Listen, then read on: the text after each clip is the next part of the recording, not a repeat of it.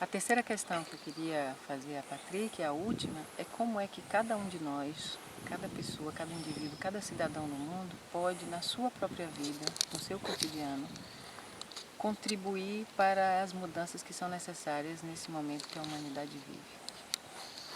Alors, d'abord, à travers ces dialogues en humanité dans le monde entier ou des événements qui expriment des valeurs proches des dialogues en humanité, on va vivre personnellement ce rapport à l'expérience de l'entraide sur la joie de vivre.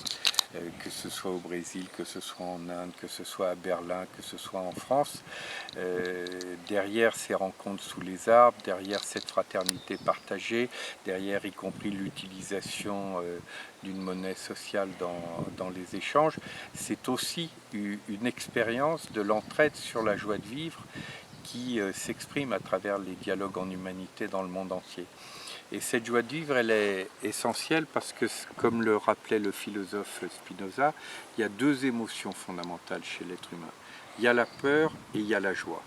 Derrière la peur, on retrouve tous les phénomènes de domination et de captation qui sont toujours, en dernière analyse, liés à des phénomènes de peur. Si on veut sortir de la peur, il faut faire monter le niveau de la joie. Pourquoi la joie est importante? Parce que la joie nous permet de sortir du couple infernal de l'avidité et de la rivalité. Si nous nous posons la question, quand nous nous sentons vraiment bien, quand nous nous sentons heureux, est-ce que nous sommes en rivalité avec les autres? Non, non seulement on n'est pas en rivalité avec les autres, mais on a au contraire envie que les autres soient également heureux. Est-ce que nous sommes dans l'avidité? Non, puisque cet état de bien-être qu'on peut éprouver dans le rapport à la beauté d'un paysage, d'une musique, dans un amour qui nous comble, dans l'expérience de la sérénité intérieure, à ce moment-là, ce qu'on a envie, c'est que ça se prolonge ou que ça se renouvelle, mais ce n'est pas de l'avidité.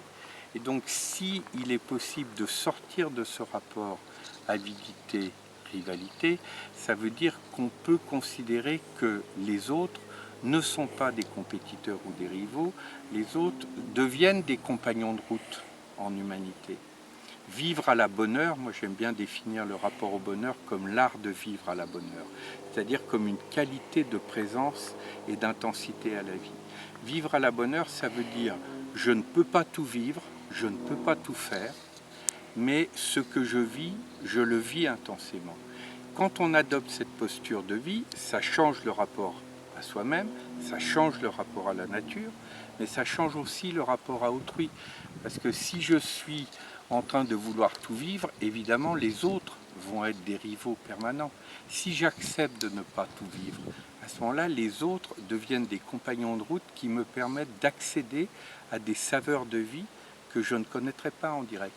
Tel voyage, tel roman, telle expérience, telle aventure, c'est grâce aux autres que je vais accéder à ces saveurs de vie. Et à ce moment-là, la joie est non seulement une épreuve de joie, il n'y a pas de raison d'utiliser le verbe éprouver simplement du côté de la douleur, on peut avoir des épreuves de joie qui, comme les épreuves de douleur, me renseignent sur l'essentiel de ce qui compte dans la vie, mais ça va aussi éviter d'enclencher le cycle permanent dans lequel, par exemple, les anciennes victimes peuvent devenir des bourreaux, les anciens dominés peuvent devenir de nouveaux dominants, parce que ça, c'est toujours le cycle mal-être, captation, domination. Donc le meilleur vaccin préventif contre les nouvelles formes de domination, c'est l'entraide sur la joie de vivre.